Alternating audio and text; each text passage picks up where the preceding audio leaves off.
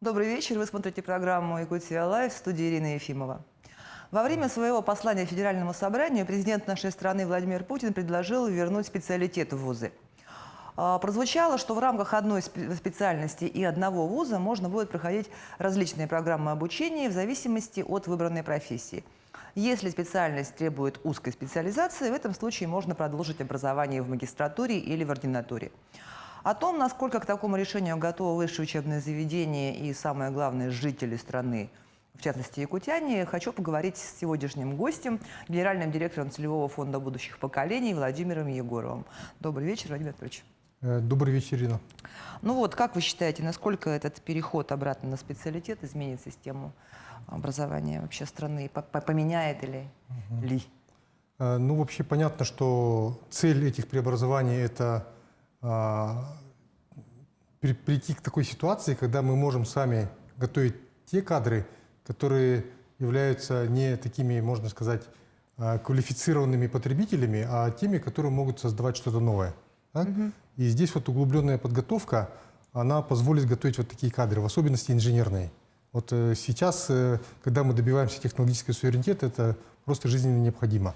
Поэтому сама вот идея перейти, ну, можно сказать, взять то лучшее, что было у советской системы, она, конечно, верная. Ну и здесь очень важно правильно ее реализовывать. Ну, мы знаем, что уже и определенные решения приняты, уже указ вот 12 мая президент страны подписал о том, что вот уже мы поэтапно переходим вот к такой системе. Мы работаем в прямом эфире. Задать вопрос можно, позвонив в студию по номеру 8 41 12 42 14 39 или отправить сообщение в Телеграм на номер 8 914 235 05 02. И, конечно, вы можете задать вопрос через наше мобильное приложение. Если вы его еще не скачали, то отсканируйте QR-код, который видите на экране. А какие плюсы есть, вот, на ваш взгляд, в традиционном для России варианте высшего образования, и какие плюсы у болонской системы, да? Ну вот то, что действительно мы возвращаемся в какой-то мере вот к старому, да, к той советской системе, конечно, это именно фундаментальное образование, которое, вот, можно сказать, на протяжении 5-6 лет учат вот тому, что вот является достаточно сложным предметом, да? Ну вот мы же все знаем, что, допустим, в медицине действительно нужно учиться долго, да, для того, чтобы стать высококвалифицированным специалистом. Точно так же и по инженерным специальностям. Там даже вот про сопромат, наверное, знают даже те, кто не учился, допустим, по техническим специальностям. И вот есть действительно сложные дисциплины, которые надо осваивать, но и более того, надо, конечно, проходить соответствующую практику для того, чтобы получить вот те знания, которые вот можно уже сегодня применять. Вот это плюсы, да. Ну, безусловно, вот переход вот к системе бакалавриат плюс магистратура, он был связан с тем, ну, не только с тем, что мы подключались к болонскому процессу, да, то есть мобильность образования обеспечивали, но и с тем, что, да, мир идет, развивается, убыстряется, ускоряется, и, соответственно, те знания, которые человек получает в течение длительного периода, они могут устареть. Вот 5 лет учится студент, и то, что он изучал в начальных курсах, уже, может быть, будет уже не актуально, когда он выпустится. Но что касается, вот, скажем, вот именно фундаментальных специальностей, там понятно, что вот на первых курсах изучают, например, матанализ, да, математический анализ, линейную алгебру и так далее. То есть фундаментальные математические дисциплины, которые, в общем-то, не претерпели за это время больших изменений, и их, ну, они не устареют, скажем так, да, поэтому имеет смысл вот именно по сложным таким направлениям учиться дольше, скажем так. Но вот я еще знаю, что из минусов то, что, говорят, после бакалавриата поступают в магистратуру, ну, в другую абсолютно, да? Да, То есть да. не 5 лет одно и то же, а 4 года учился на экономиста, Вот, потом взял, поступил на Да, конечно. Ну юриста. вот это как бы с одной стороны как бы минус, когда мы говорим, что для экономики нужны вот определенные кадры, мы их заложили в контрольные цифры приема по те или иные специальности, а потом они пошли не по тем специальностям, это как бы мы минус говорим. Но с другой стороны, сегодня требуются специалисты вот с таким широким взглядом. Да, То есть есть и плюсы, и минусы, да, как и то везде. есть вот бакалавриат отучился вот по одному направлению, по магистратуре по-другому, и ты уже человек, который понимаешь во многом, да, и вот такие комплексные знания часто позволяют вот именно в современных условиях, да, быть более успешным специалистом. А вот целевое обучение Вообще, ну, целевой- вроде бы такой удобная история, отучился, у тебя уже есть гарантированное место на Да, работе. ну мы все знаем, да, вот, что у нас в республике был департамент по прогнозированию, подготовке к расстановке кадров, да. Сейчас его функции частично выполняет Министерство образования и науки. И вот целевая подготовка была у нас хорошо развита, да. И действительно многие отрасли, в общем-то, мы в них успешны вот благодаря, значит, вот тогдашней целевой подготовки, да. И сегодня, в принципе, вот это направление даже на уровне президента страны тоже было в послании его еще раньше, да, о подготовке, значит, целевой медицинских кадров, да. То есть действительно там, где требуются специалисты, вот именно, ну, допустим, врачи, да, то, конечно, загодя готовить их лучше, да. Вот, но часто бывало так, что мы, ну, фактически эффективно делаем вот эту целевую подготовку, то есть люди рассматривают целевую подготовку не как метод подготовки вот к конкретной работе, да, способ просто облегчить там свою финансовую как бы затраты, получить там поддержку, стипендию, проезды и прочее, прочее, да, это же не секрет ни для кого.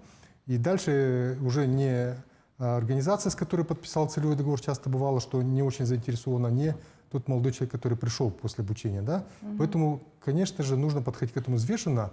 И вот когда мы в министерстве разрабатывали, вот, допустим, концепцию целевой подготовки новую, да, мы говорили о том, что целевая подготовка, она должна быть уже конкретно направлена на конкретные проекты. Ну, допустим, вот Житайская судоверфь строится у нас, и нужно готовить под нее специалистов. Или там, допустим, вот цирк мы как бы подготовили же специалистов сюда, или в театр, да, вот это конкретные, на конкретные, значит, места мы готовим, вот на конкретные наши проекты готовим конкретных специалистов. Вот так это, конечно, здорово работает. Вот это немножко похоже на распределение. Если мы возвращаем советскую систему, почему бы нам не вернуть распределение после вуза? Потому что вот особенно в северных районах, в Арктике очень остро стоит Да, проблема, да. что не хотят туда ехать, специалистов не хватает, и было бы классно туда отправлять. Да, распределение это была Молодых такая, специалистов. с одной стороны, тоже очень интересная система, да, когда действительно мы вели плановое хозяйство, да, и всегда знали, где сколько нужно специалистов, и туда вот готовили и отправляли, независимо от твоего желания. Да? Вот. И, кстати говоря, благодаря этому у нас и, в частности, и образование очень даже неплохо, да, когда к нам приезжали, можно сказать, такие вот, ну, преподавать русский язык, скажем, русскоязычные учительницы, которые здесь потом оставались жить и работать и так далее. Да, это было на самом деле интересно. И сейчас, на самом деле, вот, допустим, вы упомянули Арктические районы, да, там, да, конечно, хотелось бы, чтобы туда приехали, вот, ну, постоянно бесперебойное обеспечение кадров было. Да, Да, чтобы молодые квалифицированные Да, специалисты да. ехали на север. Но вместе с тем получается, что вот были и тогда минусы, да, когда молодые люди, в общем-то, ну, можно сказать, ограничивали их в свободе, да, то есть, получается, ты, в общем-то, планируешь одно, а тебя направляют там куда-то, да? Ну Вот, да. но давали же тогда как бы такое вот было понятие, как молодой специалист, льготы были, да? То есть ты в первую очередь там получал, или даже вне очереди получал там квартиру, доплаты тебе шли и так далее, да? Но если вот как бы мы вот как бы законодательно вот такое все-таки придем к этому, то, конечно же, нужно обеспечивать соответствующие условия вот для тех, кого мы как бы вот взяли и целенаправленно куда-то отправили. А сейчас, получается, вот в нынешних условиях нужно просто вот местным властям обеспечивать условия для того, чтобы вот те молодые люди, которые могут к ним приехать, действительно захотели, во-первых, приехать, во-вторых, не захотели туда уезжать. Вот это, конечно, сложно, но вот пока так надо действовать, получается. Сейчас идет активная фаза приемной кампании в высшие учебные заведения, не только высшие, в средние специальные тоже. Вот на какую профессию вы бы рекомендовали обратить внимание вчерашним школьникам, как человек, который вот о будущем поколении думает?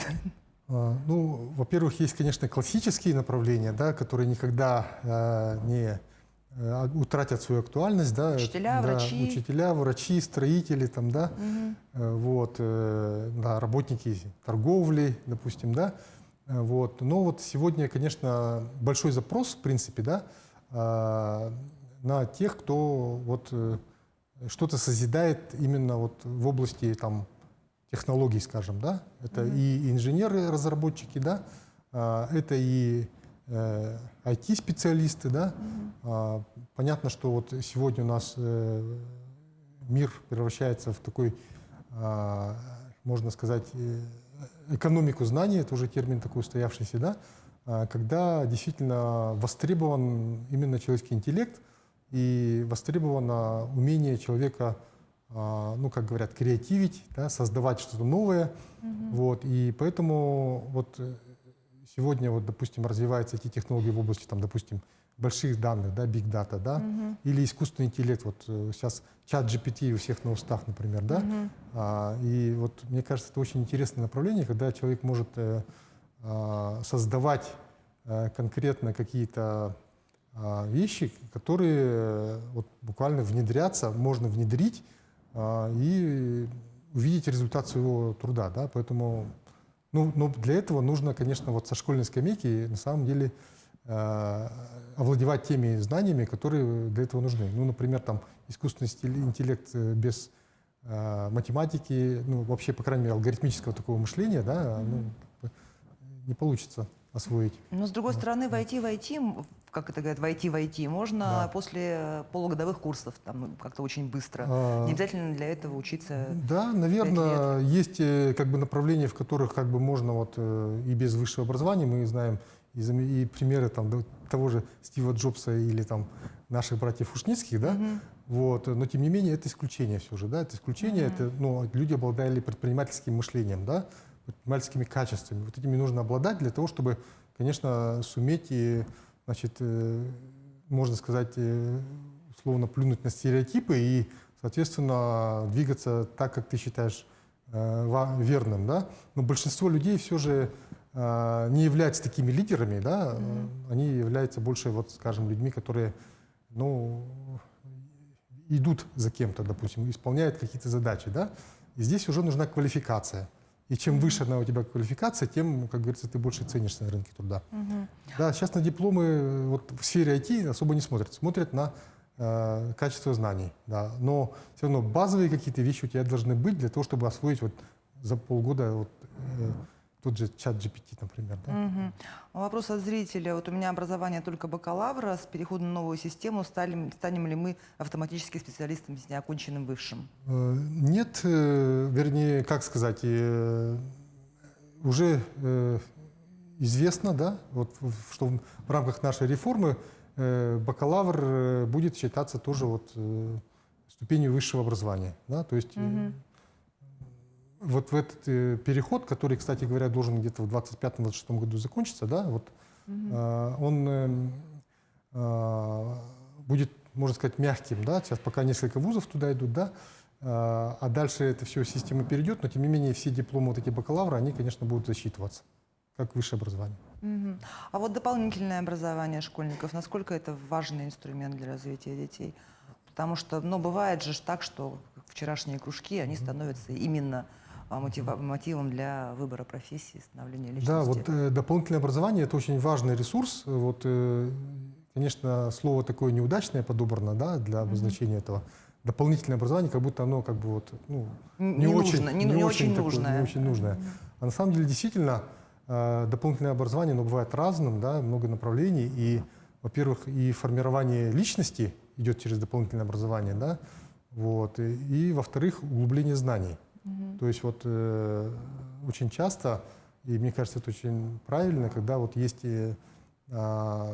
возможность углубить свои знания, ну, скажем, в том же техническом направлении, да, вот изучая в школе там, физику, математику, там, химию и так далее, и тут же, допустим, в том же технопарке ты делаешь проекты, где ты можешь применить свои знания. И когда ты видишь, что у тебя не хватает знаний, ты идешь уже там к школьному предмету, там уже обращаешься и углубляешь знания. И здесь такое сочетание, мне кажется, очень такое хорошее может получиться. Да. А вот про оценки хочется поговорить. Насколько сегодня оценка равняется знаниям? Вообще не стоит ли пересмотреть вот эту вот пятибалльную систему оценок? Достаточно ли 5 баллов, чтобы оценить знания и умения? Ну, тем более их не 5, а их условно ну, вот, там 1-2, я вспоминаю разницы вот, нет. Время, когда учились, да, вот мы 80-е годы, конец 70-х, начало 80-х, и, в общем-то, помню, было очень интересно, когда вот иногда появлялись тесты, да, вот на уроках, и вот оценивали там по 100-бальной системе и так далее. Казалось, вот точно измерили там твои эти самые, да. Но на самом деле мы, в общем-то, ЕГЭ же сейчас перевели на эту 100-бальную систему и так далее, но даже вот эти точные измерения, да, вот у тебя там 98 баллов, а у тебя там 87, мне кажется, они не точно отражают, да, то есть в рамках статистической погрешности, можно сказать, да, там вот эти разницы, может быть. И нельзя сказать, например, вот я сам как математик, да, допустим, который вот занимался с школьниками, там, со студентами, говорю, вот 70 баллов ЕГЭ по математике, казалось бы, хороший балл. И часто бывает так, что эти знания фрагментарные очень, да, и нельзя сказать, что человек хорошо знает математику, да, вот. А бывает так, что человек, в принципе, неплохо систематично достаточно изучил, но вот у него там немножко не хватает, и он получает те же самые 70 баллов, вот, Но которые... объем знаний не сравним. Ну, по крайней мере, он знает, как бы вот, скажем, более системно, скажем, да, не так фрагментарно научился там просто решать тригонометрию, например, там, но он знает, в общем, в целом предмет еще, да, и может новые знания как бы вот наращивать. Поэтому вот оценка, это, мне кажется, не так важно, и часто очень бывает вот, что люди стремятся именно к определенной оценке, например, да, ну, это естественно, но получается, это погоня, вот, ну, например, вот я чисто пример такой приведу. Вот готовил я как-то девочку, значит, допустим, к ЕГЭ, да, она говорит, мне нужны, вот для того, чтобы я посчитал, мне 70 баллов нужно, мне нужно знать вот этот раздел и вот этот раздел. А остальное мне не надо. Вот это я не буду изучать, все, вот это мне не надо. Вот. И как она будет учиться потом в техническом вузе, когда ей нужно изучать, например, тот же матанализ, и нужно иметь базовые знания по этому направлению. Ну, а, кстати, про ЕГЭ. Буквально вчера глава Якутии Асян Николаев вручал сертификаты 100-бальникам и сказал, что, значит, учителям тоже будут подобные премии к 1 сентября. Вот оно вот классно, оно правильно, но меня вот такой вопрос волнует. Мне кажется, вот сегодня те же 100 баллов, особенно по математике и по английскому, по крайней мере в Якутске, это порой заслуга репетитора, а не школьного учителя. Вот меня попросили сделать комментарий по вот этому, да, и где-то в сетях уже есть это, да. Я постарался выразиться так наиболее аккуратно, чтобы не обидеть учителей, да, потому что на самом деле я знаю учителей, у которых ученики регулярно получают по 100 баллов, и это действительно вот, заслуга учителя. Их заслуга учителя. Да. Но вот тот факт, который вы сказали, он тоже имеет место быть, да, и тут трудно отделить на самом деле, вот сказать, вот где вот чья заслуга, да. Сейчас, например, у нас есть, допустим, Малая академия наук, да, и вот понятно, что вот эти ребята, которые там на 100 баллов сдают, ну, почти все, наверное, да, там проходят образовательные программы. И с ними занимаются лучшие педагоги там, республики, даже страны. И вот, вот где заслуга, как говорится, чья, да? У него, может быть, там был десяток уже педагогов, да, но, с другой стороны, может быть, мотивацию к изучению, к тому, чтобы он вообще пришел туда, в Малую академию наук, сделал учитель, да, который, учитель. может быть, и даже задачи-то вот эти, допустим, самые сложные не умеет решать. Но тем не менее он зажег интерес к предмету, да, и этот ребенок, ну вот, уже там сам постигает через помощь там высококвалифицированных там, допустим, специалистов. Поэтому здесь очень трудно на самом деле оценить здесь вклад, но вот говорят обычно, да, что это индивидуальное достижение ученика ЕГЭ. Поэтому вот как бы, допустим, оценивать школу по результату ЕГЭ, вот это точно не надо. Ну, раз мы заговорили про Якутск, в Якутске одна из самых острых проблем – это переполненность школ, конечно. Да? И вот работать в классе, где по 40 учеников, для педагога, конечно, тяжело. Да. И ученики привыкают, что на их внимание не обращают, да, и индивидуального подхода уже никакого. При этом контрольные, ВПРы. Вот, есть ли какое-то решение, кроме строительства новых школ? Да. Что-то можно придумать? Сейчас я прямо сразу озвучу решение, завтра мы его воплотим, и будет все классно. Но, знаете, вот такая идея вот есть на самом деле. Вот не так давно я был в Армении по приглашению, значит, шахматной академии, да. Я же президент Федерации шахмат, да, и вот, собственно говоря, посмотрел, как там, кстати говоря, шахматы обязательно там у них. Предмет в школе. Предмет в школе, наряду с математикой, русским языком и так далее, да. И вот побывали в школе, она, оказывается, не средняя. То есть 9-летняя школа, получается, основное образование только дает, да, общее. И таких, оказывается, много. Неполных школ. Неполных школ. Ага. Да? И, соответственно, получается так, что, вот, скажем, если представить себе, да, что вот у нас вот эти наши школы делятся там на начальные школы, на основные, на средние, да, в Якутске, допустим, вот спектр есть какой-то, да, тогда, наверное, можно было бы как-то вот, ну, чисто вот логистически, да, там, организационно обеспечить так, чтобы начальные, вот, каждый ребенок вот, мог пойти в первый класс по месту жительства. Вот если у тебя есть рядом начальная школа. А вот старшие, более старшие классы, чтобы можно было там по всему городу ездить.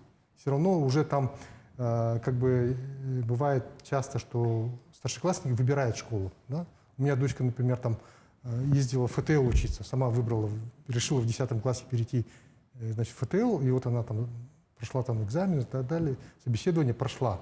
И ездила с университета, получается, куда-то туда.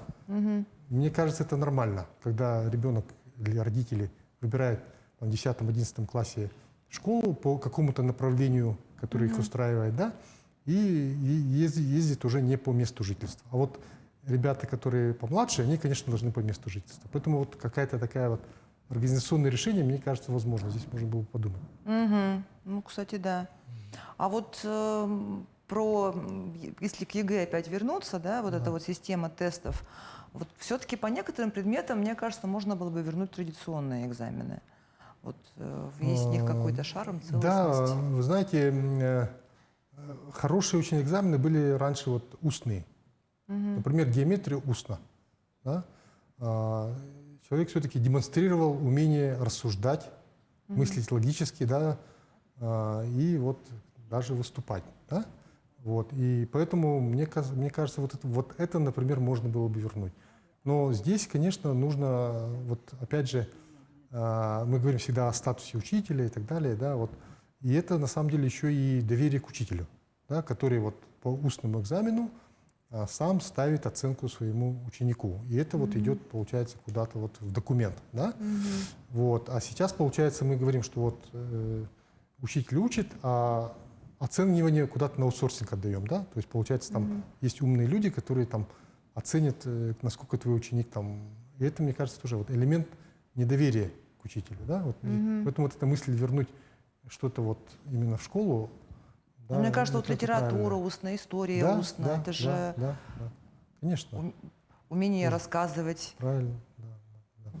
А так, конечно, вот, как говорят контрольно-измерительные материалы, да, вот КИМы, ЕГЭ, они претерпели большое изменение вот за это время. да, и вполне они даже неплохие. Вот даже вот физики, например, мне вот буквально недавно говорили, что, говорит, хорошие, вот это самое, отражает, в принципе, даже говорят, что вот результат ЕГЭ по физике отражает, значит, вот знания реальные ученика. Я по математике, например, так не говорю, но вот физики так утверждают, да. Ну, но и математика, я знаю, что, в принципе, вот раньше говорили, вот ЕГЭ угадайка, угадать можно что-то, да. Сейчас такого нет, сейчас угадать нельзя.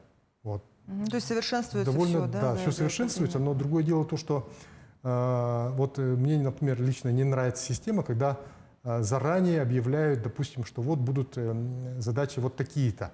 То есть демонстрационный там вариант, и вот, например, в тригонометрии будет там, например, там какой-нибудь там синус половинного угла. И вот все эту такую формулу изучают, остальные формулы, значит, они не изучают, готовятся вот к этому. Ну и, соответственно, опять же, как я говорю, фрагментарные знания. Вот, поэтому, мне кажется, ну, надо просто не объявлять заранее, вот какие задачи будут, да, а просто чтобы человек готовился сдать математику.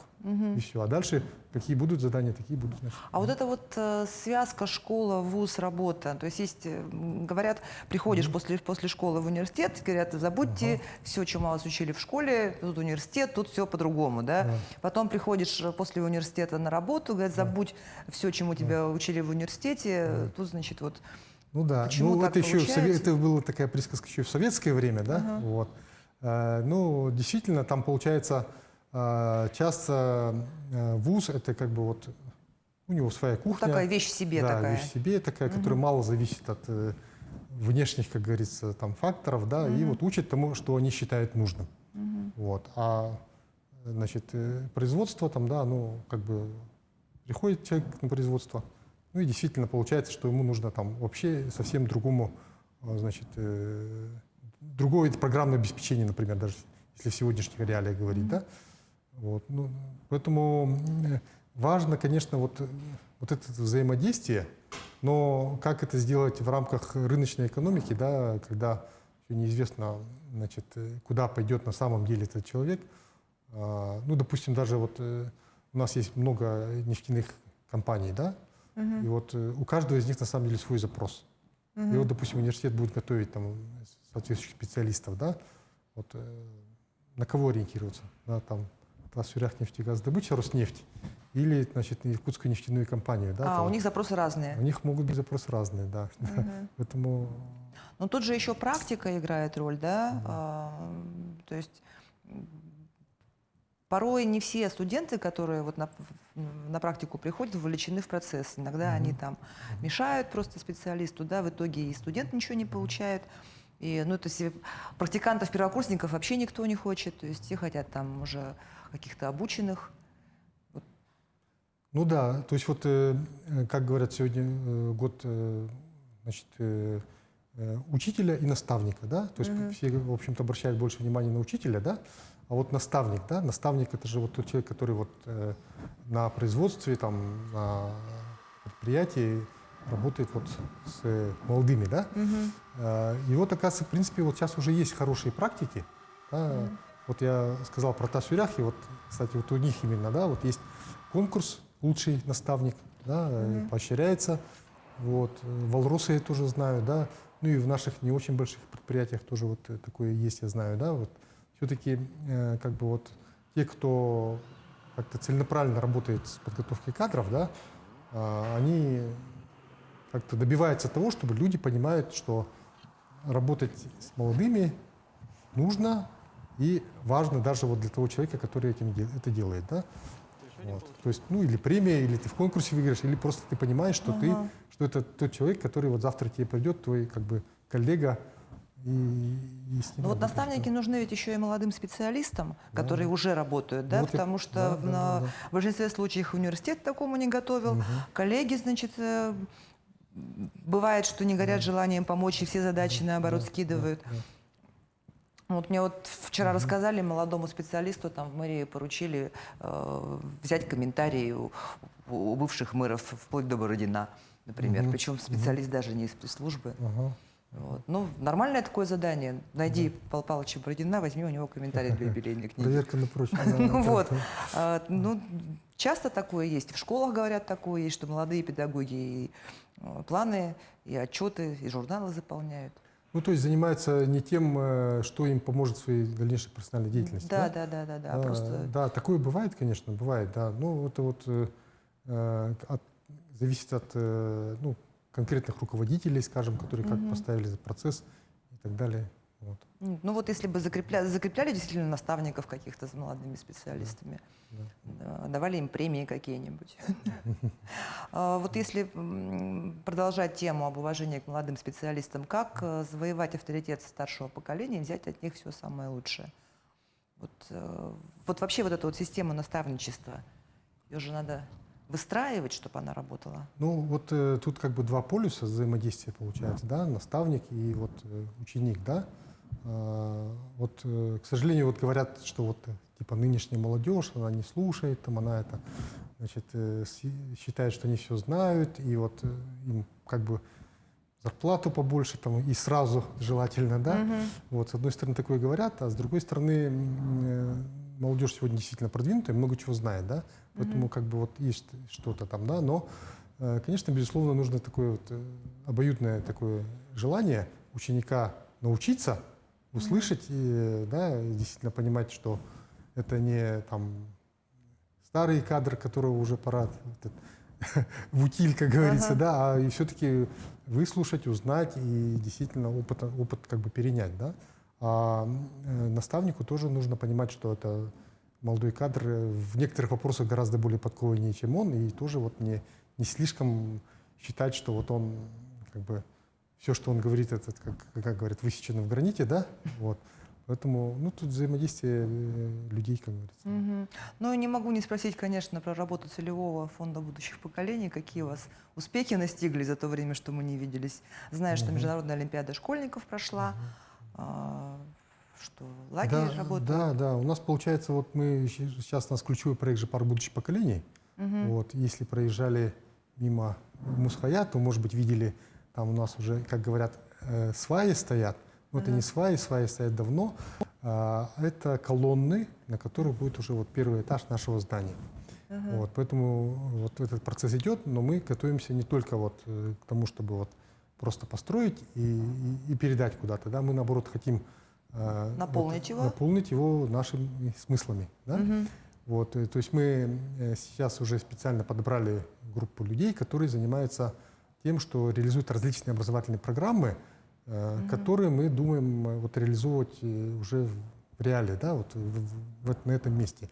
И, собственно говоря, вот буквально недавно у нас прошел, получается, летний лагерь Skills Camp Animation 2023, то есть мы собрали сообщество, которое вот именно занимается анимацией, мультипликацией. Это вот такое направление наше сегодняшнее, такое популярное. Мы надеемся, будет развиваться в Якутии так же, как кино. Да, и поэтому вот молодежь как бы готовим к этому. Кстати, вот направление, куда можно идти сегодня. Да, Анимация. Да, наши, потому что это анимация, это как бы сейчас везде востребовано, в принципе, да, это не только просто мультипликационные фильмы, да, для детей, ну и вот во многих других сферах. Вот, и поэтому реализуем разные программы. Сейчас, например, тоже летний лагерь у нас идет, вот, поэтому дневного пребывания у нас есть там помещение, вот, недалеко от мэрии. Ну и, в общем-то, у нас есть, ну, у нас в фокусе внимания всегда вот наши дети, да, и вот, как вы правильно сказали, Международная олимпиада Туймада была, да, Якутск International Science Fair, то есть научная конференция, конкурс у нас была, ну и мы это вот поддерживаем. Вот, ну, в общем, получается, у нас есть замыслы вот на территории Малой академии наук, то есть на территории, где находится Малая академия наук, дальше развивать вообще вот такой, можно сказать, научно-технологический кластер, который был бы связан с, как раз-таки с направлениями, связанными с технологическим суверенитетом. Да? То есть, чтобы вот те дети, которые у нас успешно сейчас обучаются как школьники, потом идут учиться наши достаточно конкурентные вузы, скажем, да, потом дальше могли ну, работать над конкретными продуктами в виде технологий вот, у себя на родине в Якутии. А ваши летние лагеря, там какой-то отбор тоже, или вы уже приглашаете тех, кто как-то себя зарекомендовал в течение года выборочно? Ну, мы по-разному делаем, да. Значит, Или это конкурс какой-то? В общем, получается конкурс, получается, вот у нас есть специальная автономная некоммерческая организация «Парк будущих поколений», да, вот, которая вот как раз занимается содержательной деятельностью, вот они как раз-таки и отбирают. Вот на Skills Camp Animation у нас дети MBA был нашим партнером, это такая международная компания, базируется в Москве. Значит, вот они, собственно говоря, на основе эссе, на основе заданий отбирали детей вот на вот эту нашу программу. То есть у нас, мы, можно сказать, мы не сами рассматривали, а как бы отдали на аутсорсинг специалистам, которые вот разбираются в этом. А парк будущих поколений, он в смысле парк, не в смысле там Да, зеленого парка, а он парк в смысле технопарк скорее, или вот знаете, вот вы, IT-парк, да, в этом смысле вы парк. имеете в виду вот то, что у нас будет построено, Да, да? да, да, да. Он и в смысле зеленый, действительно. Это получается территория 2,5 гектара, на которой вот много будет зеленых насаждений, но и будет такое на 5000 квадратных метров будет пространство, такое, можно сказать, культурно-образовательное, современного типа, значит, архитектура очень красивая там получается, да, уже компания, которая вот этот проект сделала, она уже 3 международные архитектурные премии выиграла, да, хотя еще не ввели в строй. Вот, и, соответственно, там будут происходить различные, во-первых, события, как бы ивенты, как говорят, да, вот, ну и мероприятия, и будут, соответственно, образовательные программы для детей. Вот. И, конечно, все это будет именно как бы в таком по современным направлениям, скажем так. То есть такая некая новая точка притяжения. Да, но мы вот говорим же, что в республике развиваем креативную экономику, да, и вот креативные кластеры и так далее, да, и вот будем, можно сказать, готовить тех людей, которые вот будут развивать эту креативную экономику. Мгм. Ну что ж, желаю вам в этом преуспеть. Вот, также абитуриентам желаю высших баллов, радостных новостей. Ну, вам успехов во Да, всем. спасибо. Ага, на этом выпуск программы «Якутия Лайф» подошел к концу. Меня зовут Ирина Ефимова. Смотрите нас по будням в 19:15. Расскажем, чем живет Якутия.